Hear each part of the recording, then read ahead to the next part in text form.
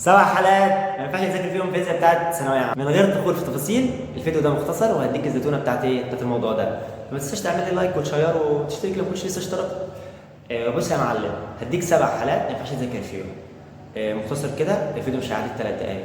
اول كيس معانا وهي انك هتذاكر وانت تعبان. تنزل ازاي وانت اصلا تعبان او عايز تنام او منهك؟ في الحاله دي انت اصلا دماغك بيكون منهك وتعبان وفاصل، فمهما كان اللي هتذاكره فالمحصله بتاعتك صفر. لما تبقى تعبان ومنهك وعايز تنام، ادخل ريح، خد لك غفوه كده ربع ساعه، نص ساعه، ساعه، وكمل. دي اول كيس. تاني حاله معانا بقى انك بتذاكرها والموبايل جنبك او بتذاكرها من على الموبايل اصلا. عموما انا اشك اصلا انكم بتذاكروا الفيزياء. لو انت بتذاكر الفيزياء والموبايل جنبك فدي غلطه شنيعه. ليه بقى؟ لان اول اشعار او اول مسج هيجي لك اوريدي هتجري عليه، هتشوف بقى مين اللي بعت لك وتشوف الكلام ده كله. في الحاله دي انت فصلت تركيزك، لما تيجي تذاكر هتضطر بقى انت تعيد من الاول. كل مسج وكل اشعار هيبقى معاك الموضوع ده، الجزئيه اللي هتتذاكر في ربع ساعه ونص ساعه انت خدتها في 3 4 ساعات. تالت حاله معانا، ودي انت مثلا ذاكرت كتير وبعد ما ذاكرت جعت، طبعا هتضطر تاكل، فرحت واكل اكله متينه بقى ودبابه، وجيت بقى داخل تكمل تذاكر فيزياء. في الحاله دي مش هتعرف تذاكر فيزياء. هتقول لي ليه بقى؟ هقول لك ليه. لان انت في الحاله دي جسمك هيحول كل الطاقه اللي عندك للهضم، فبالتالي مش هيبقى عندك طاقه اصلا ان انت تذاكر، المحصله بتاعتك هتكون صفر. والكيس رقم 4، اوعى تذاكر الفيزياء وانت بتعيط. اوعى تعيط وانت بتذاكر الفيزياء.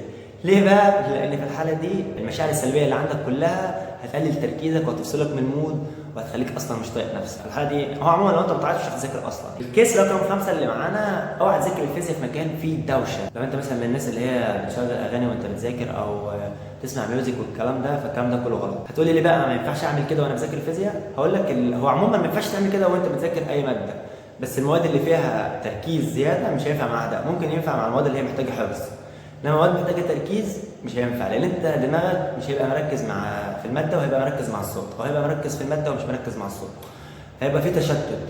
شويه مركز هنا وشويه مركز هنا، فالمحصله بتاعتك هتكون صفر. الكيس رقم 6 معانا، اوعى تكون بتذاكر فيزياء من غير ما تاخد بريك في النص.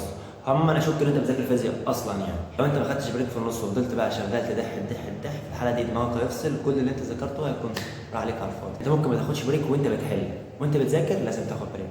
كمان انت ممكن تمشي بالتقنيه بتاعت البومودورو تكنيك دي، اللي انت تاخد نص ساعه ل5 و5 بريك وهكذا. تخش لك مثلا في 4 اجزاء ولا 5 اجزاء، بعد كده تاخد لك ساعه بريك وارجع كمل تاني وهكذا. تمام. والكيس رقم 7 معانا بقى، ودي كيس مهمه جدا جدا جدا، وعايز اقول لك ان الفيزياء ما بتتقفلش، الفيزياء بتتشال. وبس كده، تعمل لايك وفولو وسبسكرايب لو مش لسه سبسكرايب. وبس اشوفك الفيديو اللي جاي. سلام.